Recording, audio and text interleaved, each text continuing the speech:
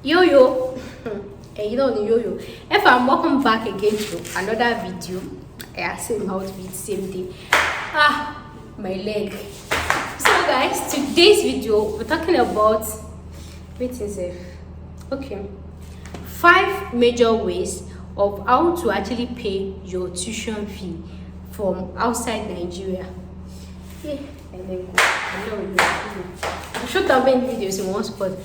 So 5 major ways on how you can actually pay your tuition fee from outside Nigeria, like the cheapest way, the most expensive way, the anyone shall pick it. So if you watch it up to here and if you're not subscribed, I don't know what you're actually waiting for. Tell me, I want to hear what are you waiting for.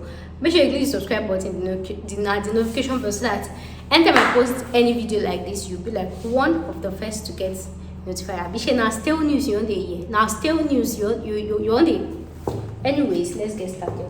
So I'll be telling you 5 methods of how you can actually pay your tuition fee, your accommodation or whatever from Nigeria to this thing.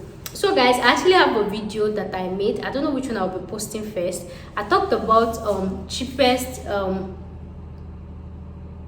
okay, let's talk. So the first one on our list is via agent. There are actually some agents in Nigeria. Wait, calm down. I know it's in the thing. Calm down. There are actually some agents in Nigeria that actually deals with payment of tuition fee outside the country, and sometimes these people too are actually outside UK. They can be found in UK or found anywhere. They actually specialize. They help people in paying their tuition fee. So the only thing you will do is you deposit NAIRA into their account and they will send the equivalent to your school. But you know the risk factor, eh? I'm sure you do. So even if you want to do it, you see that type of money, you get. But if it's somebody that you know, you can do it. But if it's not somebody that you know, you understand, and make the person not go even do fake job. I don't know, but that's just one of the ways. And again, why I'm putting it there is because I'm seeing it as a business strategy. So if you are watching this and you're going to UK, you can get there and establish yourself. You should start helping students to pay their tuition fee. I'm giving you a business idea. You know, I have to tell you that you cannot be from this Japan nation. You should not be business oriented. You understand? You cannot be watching me and just be watching me for just visa sake. You have to have business OT. It's not all of us that want to go and be doing 50 hours per work this thing. So multi-jar is very one business idea. So when you get to UK, when God have blessed you, you can start helping people to actually pay tuition and you start charging for it. You understand?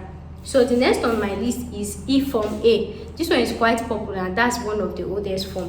So this one was actually introduced by the CBN government. So that means you're actually paying through the official CBN rate. We all know that if the black market is saying dollars is 555, official bank rate can be 3 something or 4 something depending on the weather, so this one was actually introduced by the CBN sha. So it's legal. So this is how you do it.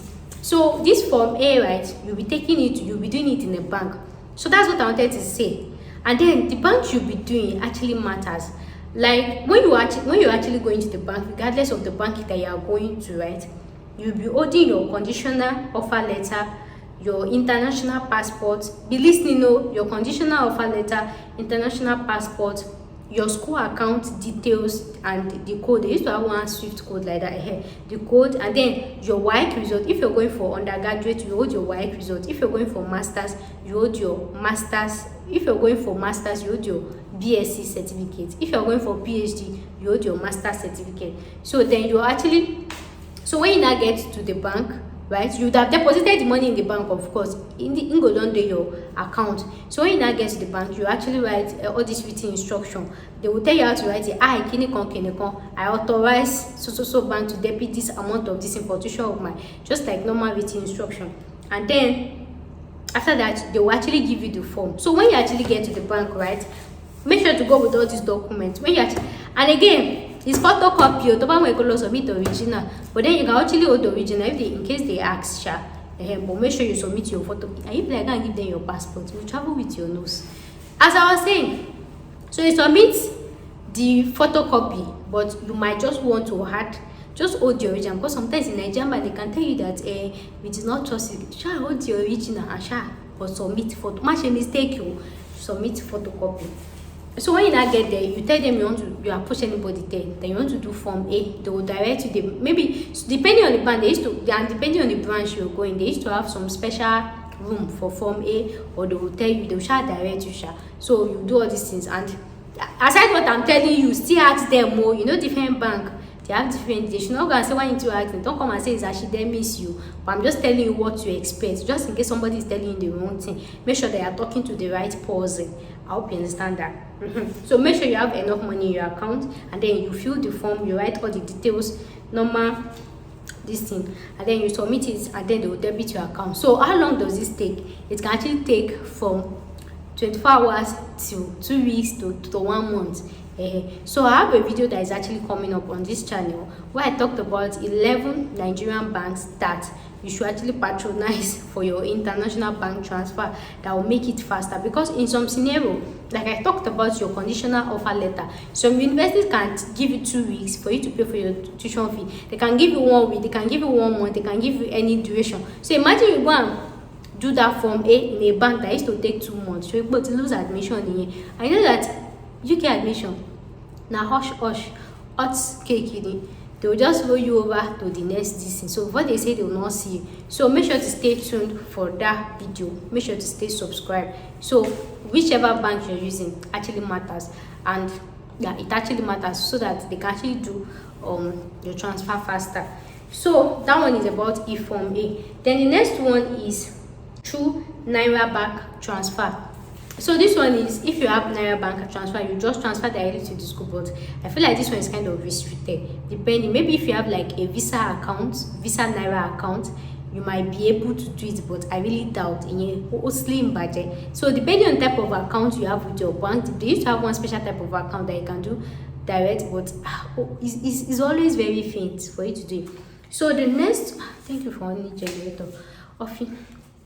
So the next on my list is domiciliary account. So this domiciliary account, in fact, if you receive your, maybe you got you just apply to the school and it's already late, and then they just say if you want to do sharp, domiciliary account is like the fastest and everything. In fact, less than 24 hours they will get it. So your domiciliary account, but so is either you have the domiciliary account, or use a domiciliary account of somebody that you know that actually ends in a foreign currency, but preferably pounds. If you're paying to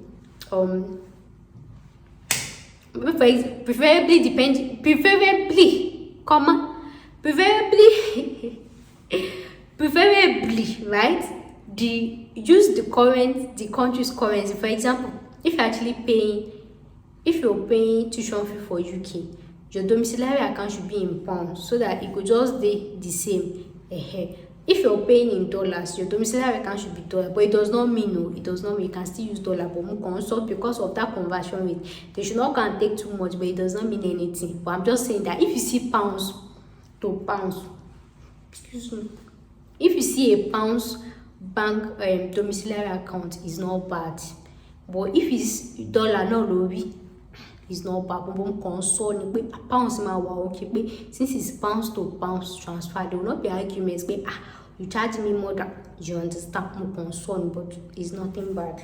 So that was like the fastest of it. But the pros, the cons, the bad line to this, or the limitation to this, is sometimes you might have to fund your domiciliary account with BTC rate. We all know that you can't buy dollar just like that. But then maybe if you get to the bank, right, and you hold your passport, your conditional letter and everything, and you told them that you actually want to buy dollar, and that, I think that's the condition that CBN said they should sell dollar, but I think there's actually another restriction on it.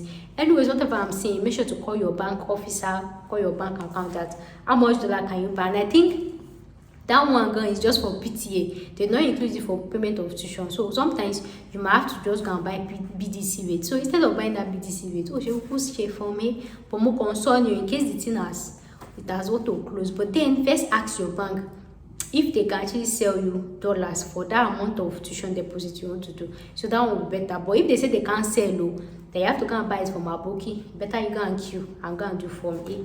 So the next one on our list, and last but not the least, is Flywire.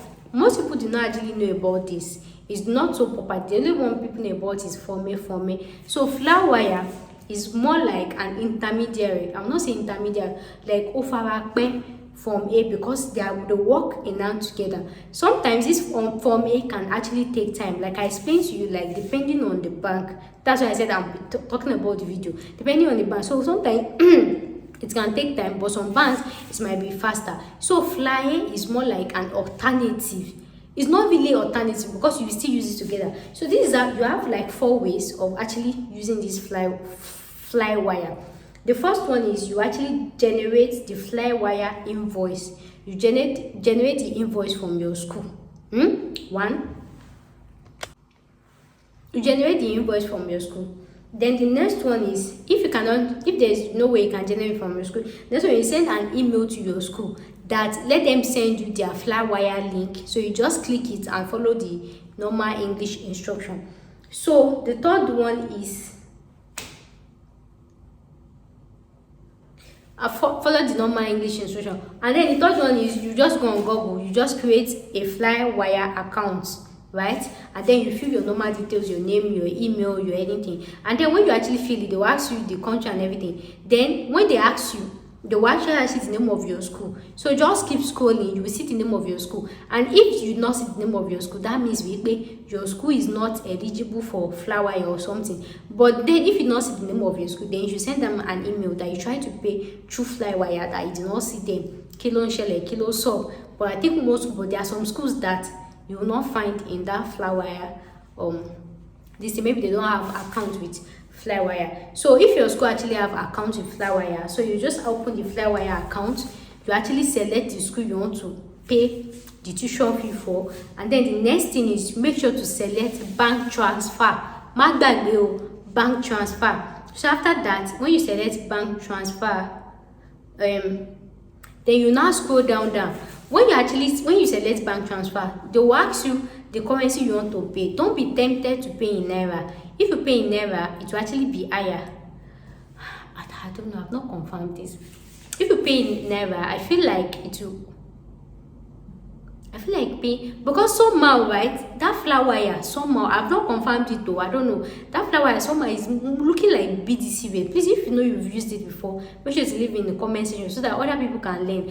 That Flywire is more like, I don't know, it's more like a BDC rate or something like that. They will charge you. So if it's actually a BDC rate, it's better to use NAIRA. But then if it's official rates, I don't know. I could not confirm this one. I know that you can adjust it. So if you know you've done it, please leave in the comment section. But from what I know is that when they ask you the currency you want to pay for, don't pay in NAIRA, because if you do from NAIRA to pounds, it will charge you. So just keep scrolling. You see where they write international transfer.